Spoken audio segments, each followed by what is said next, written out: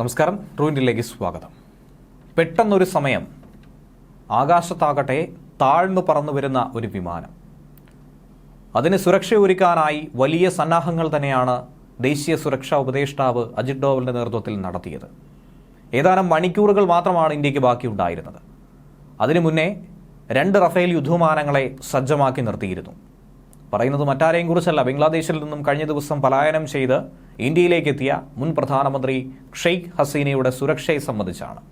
അതിനായി ഇന്ത്യ നടത്തിയ തയ്യാറെടുപ്പുകളെക്കുറിച്ചാണ്.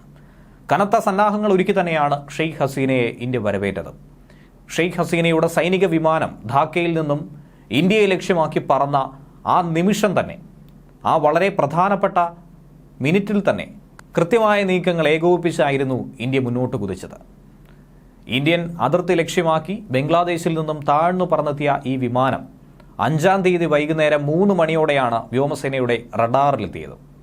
റഡാറിൽ കിട്ടി ആ സെക്കൻഡിൽ തന്നെ ഷെയ്ഖ് ഹസീനയുടെ വിമാനമാണെന്ന് വ്യോമസേനാ ഉദ്യോഗസ്ഥൻ തിരിച്ചറിഞ്ഞു.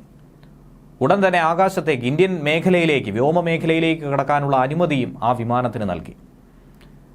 വിമാനത്തിന്റെ സുരക്ഷ ഉറപ്പുവരുത്തുകയാണ് പിന്നീടുണ്ടായിരുന്ന ഏറ്റവും പ്രധാനപ്പെട്ട ദൗത്യം. ബംഗ്ലാദേശ് അതിർത്തി കടക്കുന്നതുവരെ ഇന്ത്യക്ക് ഉത്തരവാദിത്തമില്ല. പക്ഷേ ഇന്ത്യൻ അതിർത്തി കടന്നു വന്നു കഴിഞ്ഞാൽ ശക്തമായ സുരക്ഷ നൽകേണ്ടത് നമ്മുടെ ബാധ്യതയാണ്. ബംഗാളിലെ ഹാഷിമാര വ്യോമതാവളത്തിലെ 101 സ്ക്വാഡ്രണിലെ 2 റഫേൽ യുദ്ധവിമാനങ്ങളെയാണ് ഉടൻ തന്നെ ആകാശത്തേക്ക് അയക്കാനായി നിർദ്ദേശം നൽകിയത്. ബീഹാറിലും ജാർഖണ്ഡിലുമായി ഇവ വിമാനത്തിന് വേണ്ട സുരക്ഷയും ഒരുക്കി. വ്യോമസേന ചീഫ് മാർഷൽ VR ചൗധരി, കരസേനാ മേധാവി ജനറൽ ഉപേന്ദ്ര ദ്വിവേദി എന്നിവർ ആ സ്ഥിതിഗതികളൊക്കെ തന്നെ നിരീക്ഷിക്കുകയാണ് ചെയ്തത്. ഇന്റലിജൻസ് ഏജൻസി മേധാവിമാരും ജനറൽ ദ്വിവേദിയും ലഫ്റ്റനന്റ് ജനറൽ ജോൺസൺ ഫിലിപ്പ് മാത്യു എന്നിവരും ഉന്നതതല യോഗം ആ സമയം ചേരുകയായിരുന്നു.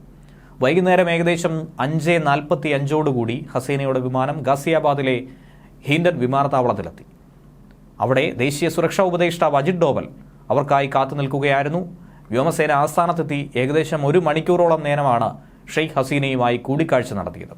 ബംഗ്ലാദേശിലെ സാഹചര്യവും ഇനി ഭാവി നീക്കങ്ങളുമൊക്കെ തന്നെ അജിത് ഡോവലിനെ ഷെയ്ഖ് ഹസീന ബോധിപ്പിക്കുകയായിരുന്നു. വിവരം ധരിപ്പിച്ച ശേഷം കൂടിക്കാഴ്ചയുടെ വിവരങ്ങൾ പ്രധാനമന്ത്രി നരേന്ദ്രമോദിയുടെ അധ്യക്ഷതയിൽ ചേർന്ന കേന്ദ്ര സുരക്ഷാകാര്യ ക്യാബിനറ്റ് കമ്മിറ്റി യോഗത്തിൽ അദ്ദേഹം അറിയിക്കുകയും ചെയ്തു. വേണ്ട തയ്യാറെടുപ്പുകൾ ഇന്ത്യ നടത്തിയിട്ടുമുണ്ട്.